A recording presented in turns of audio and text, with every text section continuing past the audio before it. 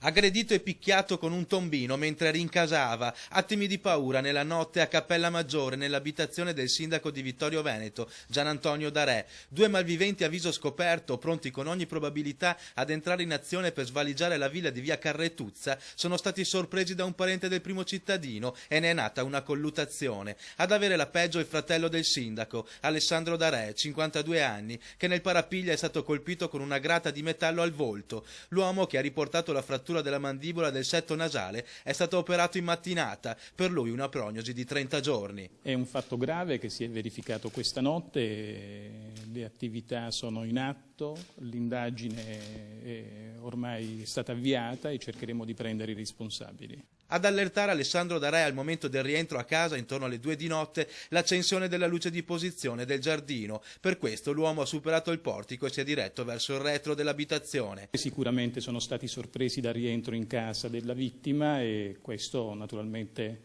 ha comportato un'aggressione sproporzionata. Una frazione, quella di Anzano di Cappella Maggiore, dove negli ultimi tempi ci sono stati diversi furti nelle abitazioni e per questo i residenti non si sentono più sicuri. Purtroppo si ha paura, non si è neanche più sicuri di essere proprietari della casa. È sempre paura.